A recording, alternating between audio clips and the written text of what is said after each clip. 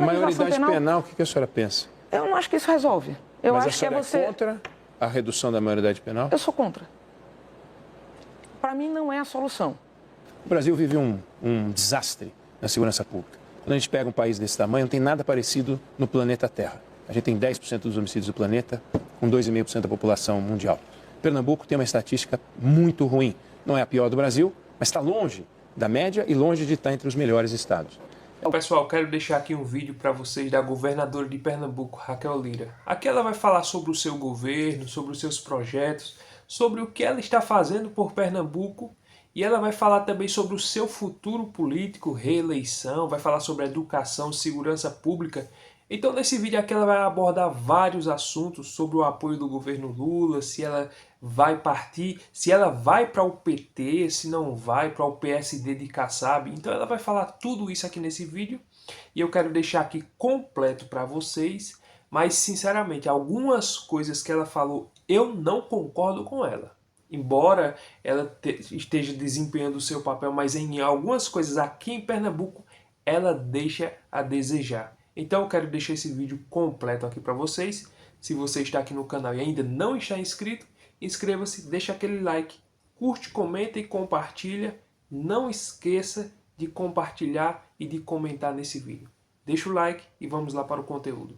Alguns falaram, inclusive, de convite do PT para a senhora seguir para o PT. A senhora está aguardando um pouco para definir se vai ter ou não fusão de PSD com PSDB para definir o seu futuro partidário? Eu fui 2 vezes prefeita de Caruaru, sou agora governadora de Pernambuco, tive 2 mandatos como deputada estadual em outro partido. E no momento em que eu precisei disputar, ter um partido para disputar as eleições, o PSDB esteve comigo. E tenho muito respeito por muitas pessoas que estão ali. Agora, o partido ele precisa se reencontrar com a sua própria história. Isso não tem acontecido ao longo do tempo. Acho que a gente perdeu uma oportunidade durante as eleições do ano passado de poder trabalhar num sistema de federação, o que quer que fosse naquele momento. Advoguei muito nesse sentido, falando muito de que 24 precisava acontecer para que 26 a gente pudesse estar mais forte.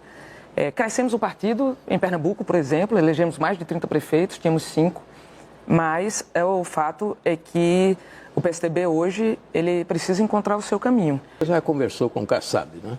Inúmeras vezes. Várias vezes. Inúmeras vezes com o Kassab, desde quando prefeita. Na verdade, eu sempre busquei a parceria do PSD nas minhas eleições. Eu nunca tinha tido a oportunidade de tê-lo. Agora a gente tem o partido no meu governo, né? Inclusive com a parceria do ministro André de Paula. Cacau de Paula é nossa secretária de Cultura, está participando da nossa gestão. Mas a gente, o que é que eu digo sempre? É que sempre serei porta-voz de mim mesma. Existe muita especulação sobre diversos partidos. Eu coloco que não estou numa prateleira para leilão, a gente está discutindo o nosso futuro, discutindo o futuro de Pernambuco e a nossa participação enquanto partido político para poder construir soluções para o país. Agora, o PSDB, na oposição a esse governo, incomoda a senhora? Incomoda. A gente atrapalha de certo modo. Bem, o PSDB não foi oposição ao governo Bolsonaro. E se colocou há cerca de um ano como farol da oposição ao governo do presidente Lula. Agora, a governadora, por falar em PT, não é? A última pesquisa da Datafolha, que foi divulgada há alguns dias, mostrou uma queda muito forte na popularidade do presidente Lula. E a gente sabe da relevância, né, do personagem político Lula no Nordeste e da relevância do Nordeste na vitória dele agora em 2022. Ele tem hoje, no país, 24% de aprovação, 41% de reprovação. E no Nordeste, houve uma queda de 49% para 33% na aprovação de Lula. É a mais baixa. Eu fui a única governadora de Pernambuco, do Nordeste brasileiro eleita, sem declarar voto a Lula nem a Bolsonaro. O meu propósito, né, no estado de quase 10 milhões de pessoas, eu sempre nos comparo não só ao Ceará, mas olhar para Portugal, nós somos o tamanho de um país, com grande diversidade, vivendo no semiárido nordestino, mas com grandes potencialidades também. E nosso estado sofreu muito a não fazer nenhum tipo de articulação durante cerca de 10 anos com o governo federal. O que eu disse sempre era que, eleita, iria na primeira semana de nosso governo ir ao governo federal, eleito o presidente Lula, para construir parcerias para Pernambuco. Conseguimos já investir 5, nossa meta é passar de 10 durante esse ano, somando mais de 3 bilhões de investimento já realizados e uma soma para os próximos anos de 16 bilhões de reais de investimento. O que eu vejo hoje? A política mudou muito do que era há 20 anos atrás, e isso é perceptível todos os dias, né? Quando eu fui deputado estadual pela primeira vez, em 2010, era num país e num estado muito diferente do que a gente encontra agora. E a senhora é de uma família de políticos também, Eu sou não de é? uma família de políticos. A diferença deve ser maior ainda olhando para trás, Meu né? tio Fernando, né? Meu avô foi prefeito de minha cidade, foi deputado federal, deputado estadual, né? Foi constituinte, inclusive. Meu tio Fernando Lira, que foi ministro nomeado por Tancredo, indicado por Tancredo, nomeado por Sarney, responsável também pela assinatura da lei de quebra da censura. O último governo do presidente Lula era num país com uma conjuntura econômica de crescimento e de crescimento mundial também. Era um país que era analógico. Hoje a gente tem uma política muito influenciada, e a sociedade de maneira geral, pelo ambiente digital. A correlação de forças entre o Congresso Nacional e a Presidência da República era absolutamente diferente. Mudou hoje, totalmente. Muitos falam, né, de a gente ter um parlamentarismo com um presidente. Mas também não há consenso dentro do governo sobre o caminho a ser adotado, e isso é desafiador também. Você tem os embates com o Congresso Nacional, muito diferente daquele de 20 anos atrás, com uma outra lógica, né? Toda a questão das emendas parlamentares, de tudo que aconteceu, né? O enfraquecimento relativo ao Congresso do Poder Executivo, de maneira geral, traz uma nova perspectiva que todo mundo precisa se reinventar.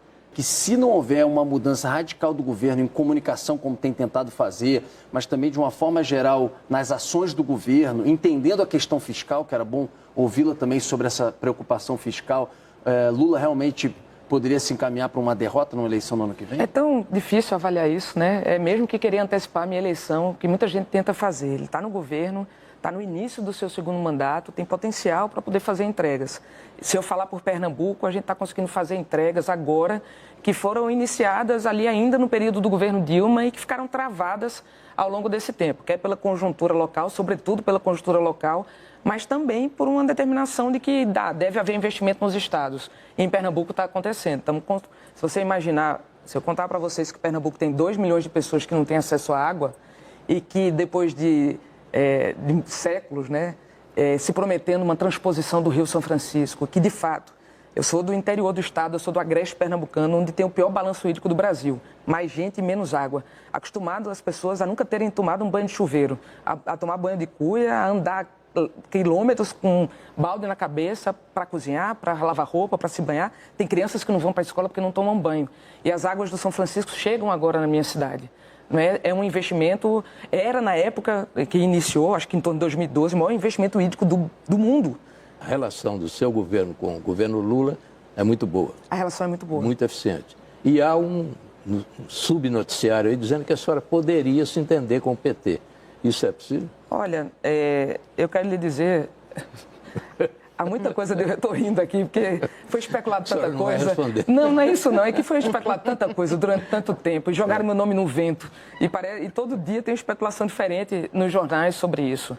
E o que eu digo sempre é, independentemente do partido político, eu estou comprometida com o povo de Pernambuco, com aquilo que eu, durante a campanha eleitoral dura, né, primeira mulher governadora do estado, vinda do interior, embora tenha morado grande parte da minha vida na capital, onde me formei, onde trabalho, né, morei no Rio, morei em Brasília e volto para lá para poder fazer a minha parte como servidora pública. Há a possibilidade, sim, concreta de eu sair do partido. Né? Tenho uma excelente relação com o governo federal e respeito ao presidente Lula por toda a sua história. Ele é pernambucano e está buscando, neste momento, levar para o nosso estado investimentos que são estruturadores. Mas também não é só em Pernambuco, mas o que eu penso de verdade é que a gente precisa colocar de lado os projetos individuais nesse momento e garantir que o país possa andar para frente. Como é que são as conversas com os empresários que chegam interessados em investir? Do que eles reclamam? O que brilha os olhos deles em Pernambuco e do que reclamam, não de Pernambuco em si, mas as angústias empresariais, sabe? A insegurança jurídica, essa confusão brasileira que é um nó, né? Eu sou procuradora do Estado, né? Então eu lido muito com a questão da legislação estadual. Desde 2005, completei 20 anos agora.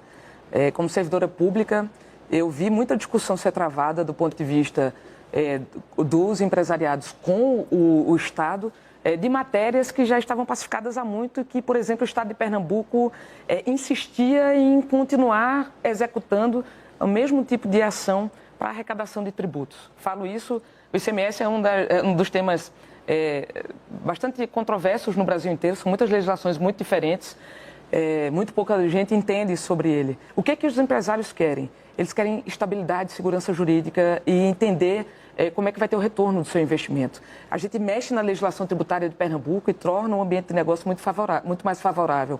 Em 2021, Pernambuco foi considerado o pior estado do Brasil para fazer negócio, segundo o relatório do Banco Mundial. E nós fomos afastando toda a interpretação equivocada, mexendo na legislação, garantindo uma postura diferente do Estado para que a gente pudesse atrair novos investimentos. E a gente conseguiu, sim. Só a Stellantis está lá investindo 13 bilhões de reais. A gente vai ter o segundo trem da refinaria Abreu e Lima, são 6 a 8 bilhões de reais de investimento. A gente tem investimentos lá do segundo terminal de containers do Porto Suape, que é o maior porto do Nordeste brasileiro, onde a gente está levando a Maersk agora, que é a grande operadora logística do mundo, colocando Pernambuco e o Nordeste nas grandes rotas mundiais. Pernambuco, para universalizar água e tratamento de esgoto até 2033, precisa de mais de 20 bilhões de reais. Não existe isso. E a gente, nos últimos anos, investiu algo em torno... Ainda, governador? Hoje ainda mas nós estamos num processo de concessão. De concessão de saneamento? Qual que é a situação de esgoto hoje em Pernambuco? Quais são os números, governador? Se fala de a gente estar em algo em torno de 65%. Mas é importante dizer que, quando a gente fala do Sistema Nacional de Informações... 65% conectados à rede de esgoto. Faltam 35%. Esgoto ou água? Esgoto. Mas deixa eu lhe dizer uma coisa.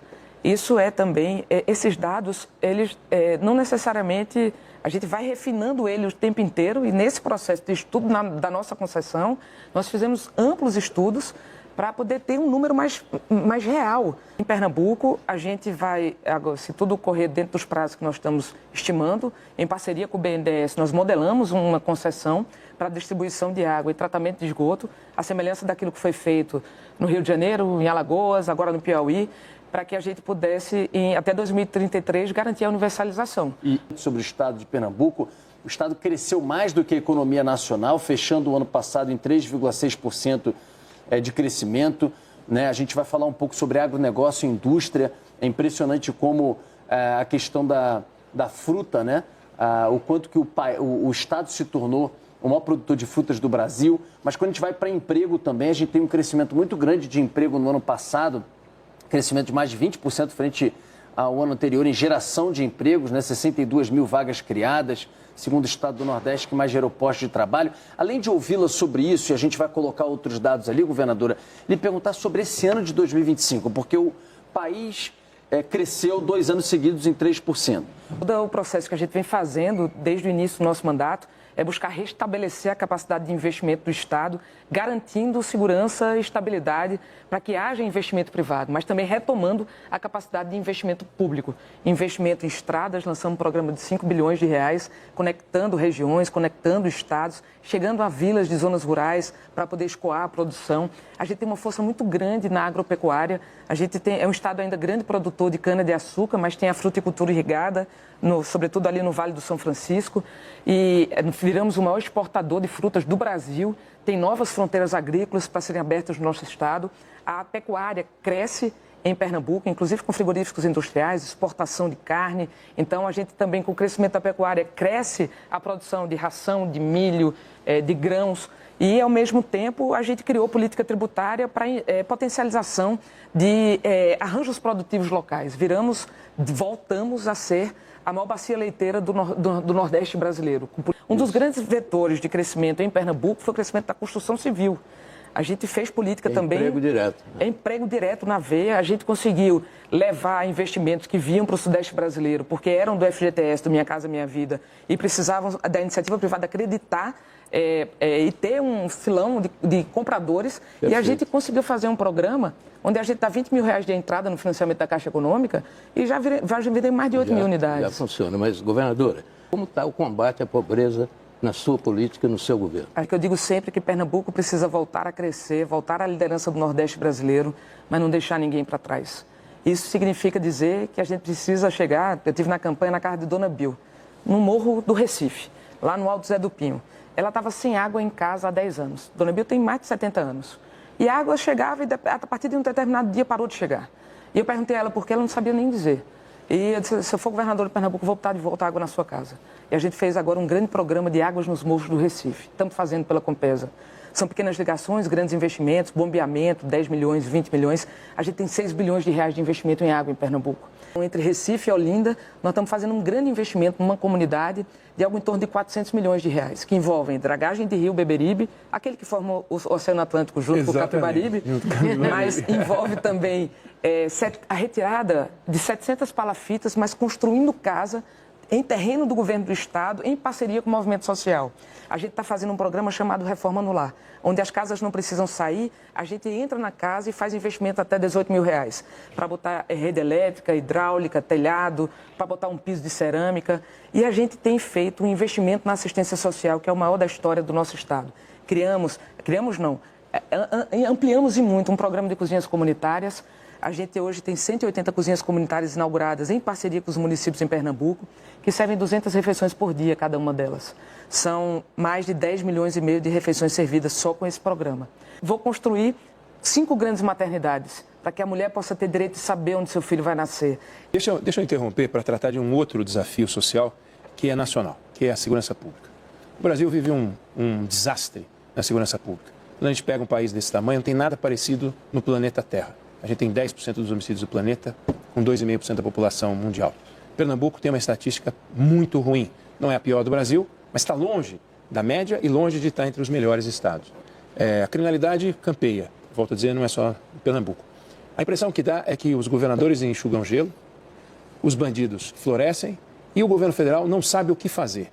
E a última medida tomada pelo governo federal, totalmente atabalhoada, irritou os governadores, sinalizou com uma intervenção que também não leva a lugar nenhum, porque uma intervenção que leva a algum lugar a gente pode discutir, mas não leva a lugar nenhum.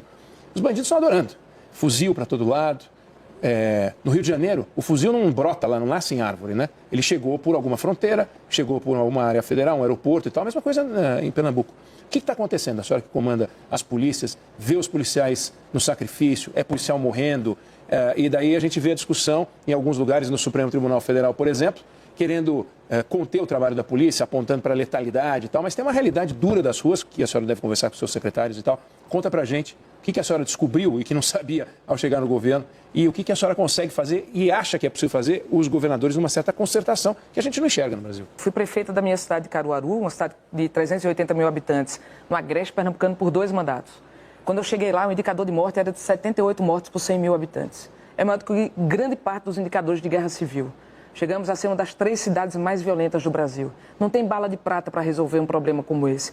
Precisa ter um trabalho integrado, que vai desde desenvolvimento urbanístico, iluminação, pavimentação, construção de espaços públicos de qualidade, envolvimento em licenciamento de bares, restaurantes, onde está a violência, mapear a violência, os pontos quentes, agir sobre ela, cuidando da comunidade também. Não é só um caso de polícia, mas é caso de polícia também. A gente reduziu pela metade o homicídio em Caruaru. Hoje, Pernambuco tem R$1 bilhão de investimento para a segurança pública. Fazia muito tempo que não se investia em nada. Para você ter ideia, a gente tem hoje a mesma tropa da PM que tínhamos em 2004. Estou fazendo um concurso para 7 mil novos policiais. A gente está garantindo compra de equipamentos de inteligência, investindo em presídios. E presídio é patinho feio de tudo isso. Pernambuco tem um dos piores sistemas penitenciários do Brasil. A gente só perde para o Amapá, para o Acre. Então, se não investir em presídio, nós estamos garantindo uma formação de escola do crime dentro dos presídios. E os crimes sendo demandados de dentro do lado de fora. A gente está trabalhando, já entreguei 2 mil vagas de presídio, vamos entregar 7 mil. Estamos trabalhando com um sistema de inteligência dentro dos presídios e fora do presídio, comprando os equipamentos necessários e treinando com escola de formação em inteligência policial. Estamos trabalhando em combate ao crime organizado. E eu vi um pouco da fala do Tarcísio aqui de dizer, não adianta só o combate ao crime organizado, ele é necessário, absolutamente necessário, porque em grande medida os crimes de homicídio eles acontecem por guerra de tráfico. Mas ao mesmo tempo a gente garantia a segurança nas ruas, do crime contra o patrimônio. A gente reduziu agora no mês de janeiro 20% dos crimes de homicídio em relação a janeiro do ano passado. Chegaremos em maio, nos 12 meses, que seguem de maio do ano passado até maio desse ano, tudo correndo como está, dos melhores 12 meses da série histórica de Pernambuco em relação a crime contra o patrimônio e a crime de homicídios. Muito Mas precisa de investimento do governo federal. Mas Maioridade penal, o que a senhora pensa? Eu não acho que isso resolve. Eu Mas acho que a senhora você... é contra a redução da maioridade penal? Eu sou contra. Para mim, não é a solução.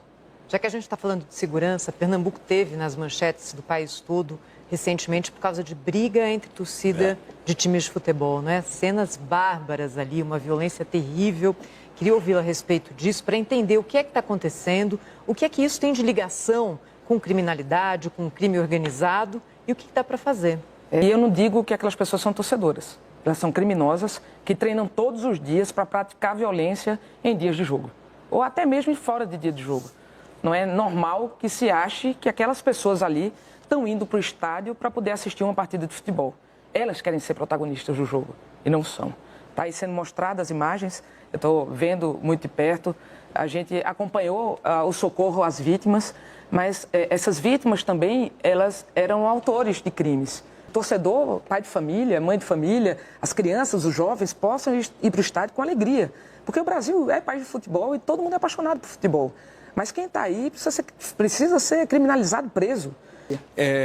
Tem um assunto que é importante a gente abordar, que é a educação. A gente pega os estudos internacionais, e eu prefiro pegar os estudos internacionais porque ele dá um panorama geral.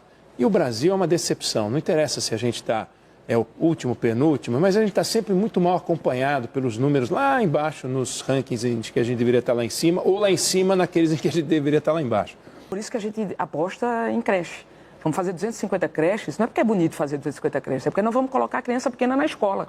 E a gente vai estimular, garantir segurança alimentar, garantir a mãe poder trabalhar. Mas nos outros anos, porque a senhora tem alunos dos outros anos todos. Mas você sabe, isso é parceria com o município. O Estado, ele faz o ensino médio, mas ele é coordenador da educação do Estado como um todo. E por isso que decidi investir nos municípios. Entregar a creche, pagar o primeiro ano, entregar mobiliário e formar essa galera. E aí, quando você pega um menino que sai da educação infantil, ele chega alfabetizado no ensino fundamental. A gente não perde os alunos em Pernambuco no ensino médio. A gente perde eles no ensino fundamental 2. Quando ele não consegue ler, escrever, acompanhar, ele desiste simplesmente. Como é que a senhora está também avaliando esses movimentos políticos, como, por exemplo, o prefeito se aproximando de alguns partidos que estavam na base da senhora, se eu não estou equivocado, como o MDB? Enfim, como é que a senhora está atuando nisso e como é que a senhora olha para frente João Campos como um eventual adversário nessa disputa ao governo? Eu sempre fiz política olhando para frente. Eu não olho para os lados. E hoje eu faço gestão e tenho a responsabilidade de ser governadora de Pernambuco. Um estado que voltou a crescer, que voltou a ter a capacidade de investimento e atrair novos investimentos, de cuidar das pessoas. Quando a gente fala de entregar uma casa para uma mãe, como eu entreguei de Vitória, com o filho Nicolas, autista, e ela teve a oportunidade de morar na casa dela, eu estou fazendo diferença. É para essas pessoas que eu trabalho todos os dias. Eu chamo eles de invisíveis. E fala de eleição, analistas políticos, a imprensa, de maneira geral, e quem é a oposição que quer chegar a um cargo. Eu nunca fiz uma eleição pensando na outra. Eu estou aqui para trabalhar pelo povo de Pernambuco. E quem está de fora, que quer vir para cá, aí vai ser oposição, vai criar estratégias e vai andar o Estado, né? Eu espero que cada um que busque ocupar um espaço de poder, como eu tenho a oportunidade e a honra de ocupar hoje, faça a sua parte nos cargos que tem. Se você quiser fazer uma renda de 2 a 5 mil reais por mês, eu vou deixar o link fixado no primeiro comentário. Vai lá, clica, assista a aula que é totalmente gratuita, é um passo a passo e você vai aprender como fazer de 2 a 5 mil reais aqui na internet com o seu telefone. Não é tigrinho, não é aposta, não é para você investir, gastar dinheiro, nada disso. É uma aula que você vai ver, um passo a passo totalmente gratuito e você vai aprender como fazer de 2 a 5 mil reais. E eu posso garantir para você que funciona, porque olha os meus resultados e eu posso comprovar para você que funciona de fato. Assista a aula que é totalmente gratuita. Bom, embora a governadora esteja apresentando um bom desempenho em Pernambuco, mas nem todos os pernambucanos estão sentindo esse desenvolvimento ao qual a governadora falou no programa. Eu vou ser sincero, se ela não tiver cuidado, ano que vem, em 2026, ela vai perder o cargo de governadora justamente para João Campos. Eu vou ser sincero, aqui é um comentário meu. Eu não queria que ela perdesse, mas Se ela não mostrar mais trabalho, se ela não mostrar mais serviços, e eu não estou dizendo que ela não está trabalhando, ela está trabalhando, mas a questão é que isso não está refletindo nos pernambucanos. Muitos não estão sentindo diferença aqui em Pernambuco. Se ela não tiver cuidado, ela vai perder o governo para João Campos. Que na minha opinião,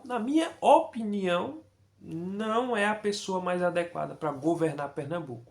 Não estou dizendo que ele não tenha qualificação, mas a governadora, para mim, ela deixa muito a desejar. Embora Pernambuco esteja avançando em algumas áreas, porque ela fez alguns programas bons, Mãe de Pernambuco, né? Que, se eu não me engano, dá R$300 por mês a cada mãe que tem um filho de 1 a 6 anos. Então, muitos projetos bons, ela pode estar tocando em Pernambuco. A questão é que muitas pessoas não estão sentindo a diferença no governo dela. Por exemplo, os índices de criminalidade aqui em Pernambuco ainda são altos, né? Então tem muitas coisas, e uma fala que ela falou, que eu sou totalmente contra, a redução da maioridade penal. Tá certo que isso não vai resolver o problema da segurança pública, claro que não, mas isso aí mexe muito, justamente porque os menores é que estão tocando o terror. Menor, não é caba velho não, é 15, 16 anos, os caras estão fazendo assalto aí. Aí tem impunidade justamente para eles. Quer dizer que para assaltar, né, eles são de menor. Mas para votar, eles já têm competência e já têm consciência. Para votar em um governador, em um prefeito, em um presidente. Agora, quando ele comete um crime, não. Ele tem que ser absolvido porque ele tem 16, 17 anos. É lamentável um negócio desse, né? Mas essa é a triste realidade, não só de Pernambuco, mas de todo o Brasil. É triste e lamentável saber disso. Então, eu tô torcendo por Raquel. Eu não quero que ela perca as eleições de 2026. Mas, se ela não tiver cuidado, o João Campos, ele pode ganhar, até porque ele vem com o apoio do Lula, né? E ela é aquela coisa, ela nem tá de um lado nem do outro, né? Ela quer o apoio do Lula para tocar os projetos dela, que não tá errada. Ela é uma pessoa que fica em cima do muro, né?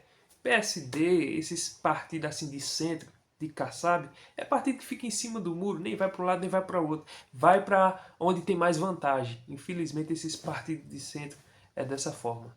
Então, se você gostou desse vídeo, deixa aquele like, curte, comente, se inscreva e até o próximo vídeo, se Deus permitir.